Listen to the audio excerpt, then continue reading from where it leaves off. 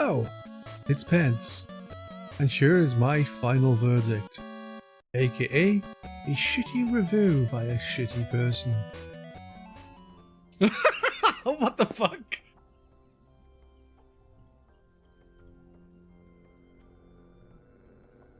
It's like, oh, he's a free agent. And then next thing's like, I hope he gets fucking stabbed.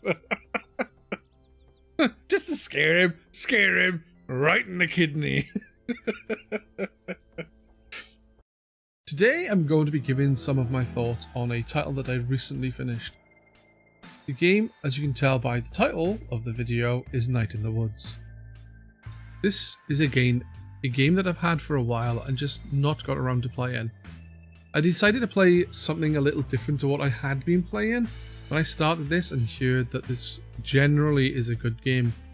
But other than that, I knew very little about the game. Well, pretty much nothing. You start the game at a bus station. You are May Borowski. I think that's the pronunciation. A young woman who has just left college. You are on your own except for a janitor. This start is an indication of how the game will play. You can walk around the station and look at things on the walls when a symbol appears near it, and talk to the janitor, and soon after leave the station. You've already got an idea as to what the game will be like from the station, with talking to people and interacting with things means you can learn things about the area, or discover things that can help you later on. Little things like that. The big part of the gameplay is seen heading home. You walk through some woods and you can again interact with things, but you also have various platform elements. And May, like Mario, has a triple jump. Platforming comes into its own after you get home and it's the next day. Basically, you can go around the town of Possum Springs and you can jump up tree branches and so on to reach electrical wires and the roofs of buildings.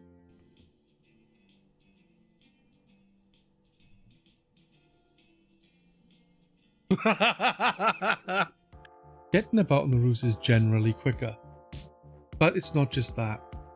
Climbing up tree branches or windows to get the roofs means you can meet people up on the roof, or along the way, and a big part of this game is talking to people, see what their lives are like, getting to know or reconnect with people that May previously knew in this town. This is where the best part of the game is, it's where it shines. The conversations with people in the game are brilliant and get to know people is wonderful. And you learn very interesting things about the town and people through conversations that are had. There's a wide cast of characters here for you to talk to and they all feel unique and interesting. It is a main cast of characters that you will speak to. First off is May's mother and father.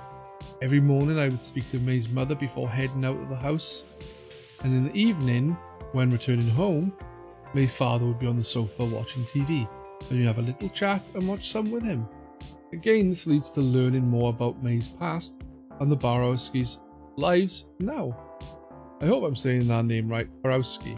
I think Borowski. We shall see, but I'm told that I'm wrong in the comments. You then have Beatrice Santello, aka B.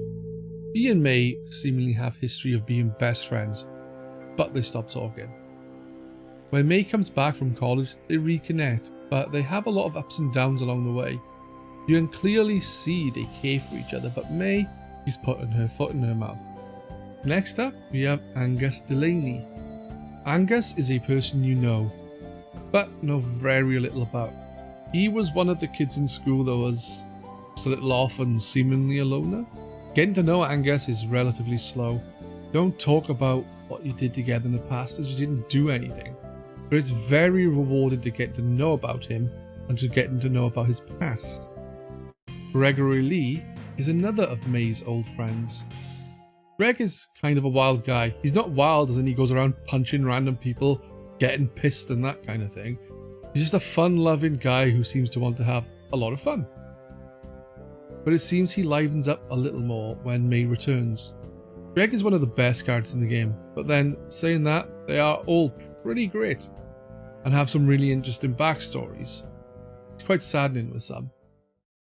Greg is also the band leader. Oh yes, did I mention the band? Greg, B, Angus and May are all in a band. May plays bass. The last main person I'm going to mention is Germ. Germ is different to those mentioned before. No one really knows much about him, but he seems okay and you can do things with him on occasion. Most of the time, you see him at band practice. He isn't in the band, but he watches as you play.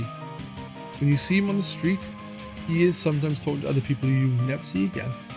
I thought I'd talk about the music as I tend to do with these videos, and I can't say anything other than it being fantastic. When playing through it, people watching the stream would regularly comment on how good the music was, and it was happening nearly every time a new track played. It really adds to the game. With music from band practice being rather different to most other places, it just feels like it's completing the world. Oh, let's steal a pretzel. As you spend more time in the town, you come across some odd happenings as well, which leads to a mystery. But the mystery isn't really a whodunit, even though it goes down a more murder mystery route at one point. It isn't about who did this and why. Well, to me anyway. I think it's more about the darker side of town, and how little communities can be affected by people moving on. How some people will go to any lengths to protect the things that matter to them, no matter the cost, and no matter who it may hurt. And while that's the case for the town, it's also the same for people. Things change and it's not always for the best. This game really is all about stories. The stories of how the town came to be. The stories about how the town is in the place it's in. The stories of people and their lives. Stories of friends. Stories of families. Stories of grief. Mental health. Abuse. About being an adult. There's even stories with the stars. There's so much to this game that will make you think about what it's like to be an adult, about responsibilities, and what really matters. It's both funny and silly, and yet can be heartbreaking at times. This is one game that if you were on the fence, I would say pull the trigger.